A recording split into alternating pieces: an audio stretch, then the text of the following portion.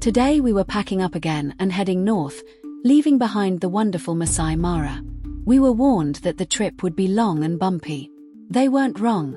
First though, we would spend a little time looking around the grounds of the Mara West Camp. It was clear that there were birds to be found here. First up was a fine male bronze sunbird, showing very well in a tree in the car park. A pretty constant passage of raptor species included a whole flock of African harrier hawks, whilst northern black flycatchers also decided to start their day by sunning themselves in a bare branch.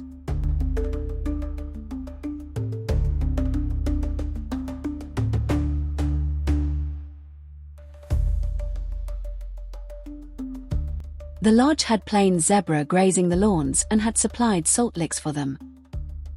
A dusky turtle dove perched high on a snag, a good view but against the light.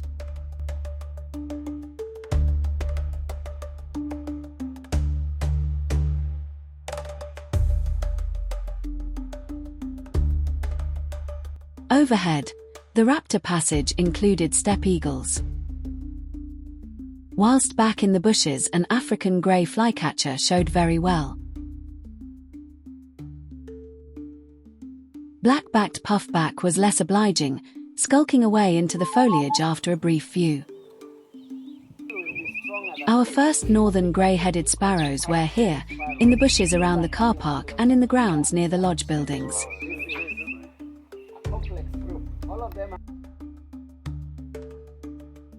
A Cape dwarf gecko was a nice find. Today would prove to be a great day for lizards. First though, it is always nice to see cinnamon-chested bee-eaters.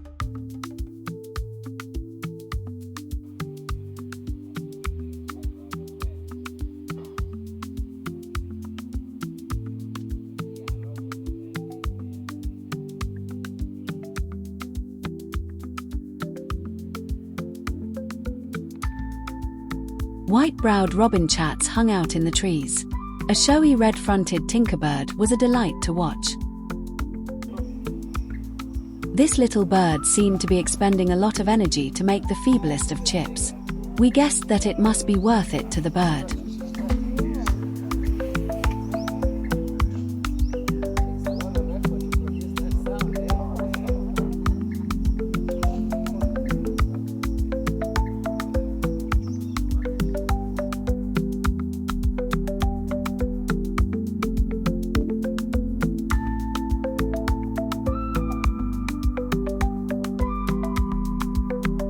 Tropical boo-boo never show well. This was as good a sighting as we'd had. The Mara West Camp, being on the edge of the Oloololo escarpment, has famous views across the Mara Triangle. We went to the viewpoint to say our goodbyes to the reserve. We watched a distant safari van taking an early morning game drive and wished we were on it. It was hard to tear ourselves away from this beautiful, fascinating place. Those tracks, don't you wish you were following them? Still, the camp had its distractions in the shape of red-eyed doves and northern fiscals.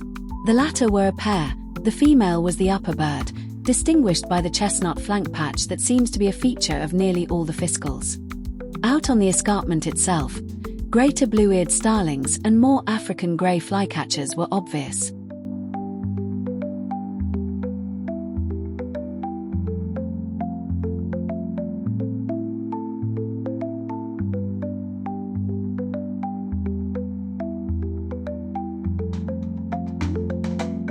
An African pied wagtail vied for attention with pale flycatcher and golden-breasted bunting. It was all good birding. Overhead, battler flew past, the large head, very short tail and bright red face and feet making this species unmistakable. At ground level, a long-billed pipit showed very well.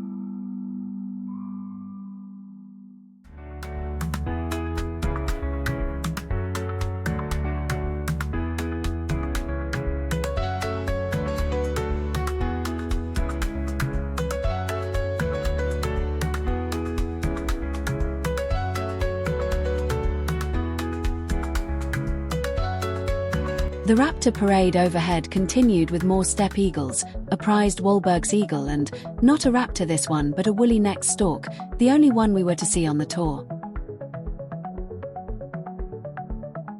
Down by a small dam we came across a giant kingfisher, our first sighting since Lake Naivasha.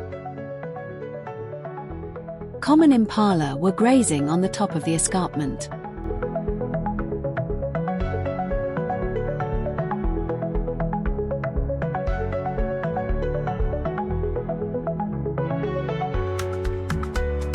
As were a small group of plain zebra. One female had a beautiful foal, nestling close to mum.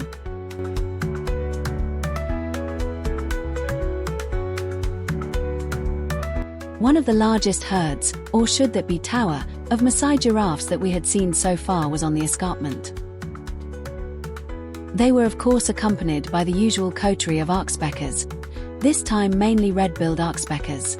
Here we witnessed the downside of the oxpecker-animal relationship. Oxpeckers associate with animals to take ticks that infest the pelts, removing many of the irritants, and so are tolerated by their hosts. But oxpeckers really prefer blood, and will open a cut, or peck at an existing wound to keep it open. This was what we were seeing here. The poor giraffe couldn't keep the birds off the wound for long.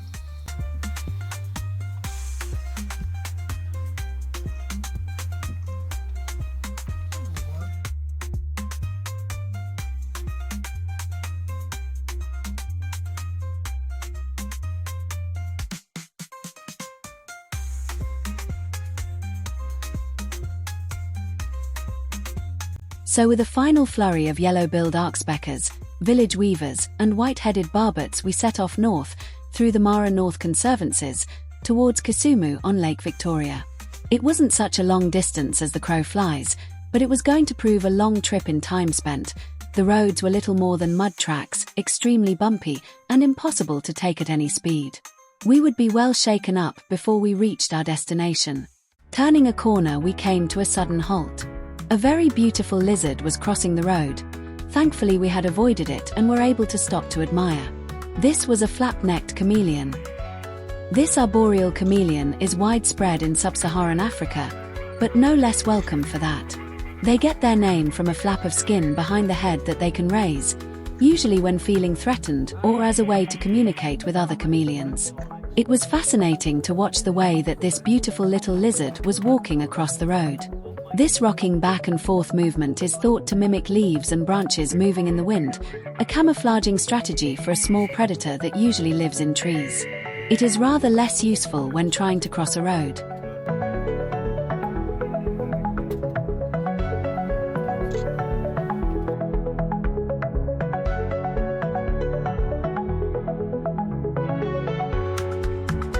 It was clearly going to take forever for the chameleon to reach the other side, and it was very vulnerable to other traffic, so our guide, Washington Washira, stepped in to pick it up. Washington is an expert in Kenyan reptiles and knows how to handle them safely. We got privileged close-up views before it was carried across the road and released to clamber up a handy tree.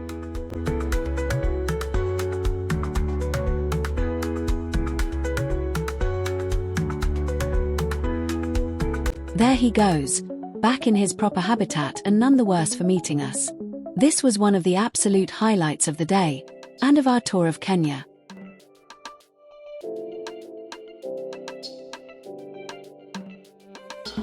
A little further down the road we stopped again, this time for a migrant European bee-eater.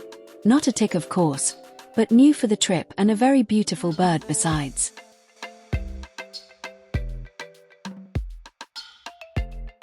A little further still, a small flock of blue-naped mousebirds were in a spindly tree at the edge of the track. These were new, and very welcome. The need to get on with our journey had made the birding opportunities a little few and far between.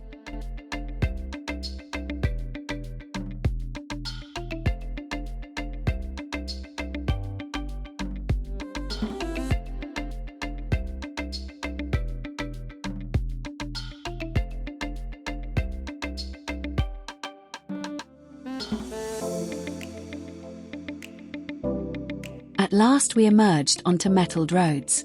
Now we could make tracks. First though, we were to stop for lunch on the side of the road, where we found this lovely bug. We passed lots of villages and towns on our way, many with bustling markets. We were heading towards the third largest city in Kenya, Kisumu, where we would spend the night. First though, we had to visit a rice farm. Rice as a crop was first introduced in Kenya in 1907 and has become one of the staple foodstuffs. The paddy fields are also magnets for birds, which is why we were there and why young men were employed to chase the flocks away. It seemed like a forlorn hope. On the other side of the road we found our first African openbill, feeding in a wet ditch. In the reeds around the paddies were flocks of black-headed weavers, a very smart little bird. It would be dark before we reached our city centre hotel in Kisumu, the Sarova Imperial. This was chosen to give us easy access to Lake Victoria in the morning, when we would again take to the water. A boat ride on Lake Victoria has to be one of those bucket list things, doesn't it? For more information, see our 3-volume travelogue, in ebook or paperback, from Amazon. Why not try Panama and Costa Rica birding? Our video series are on YouTube and our travelogues on Amazon.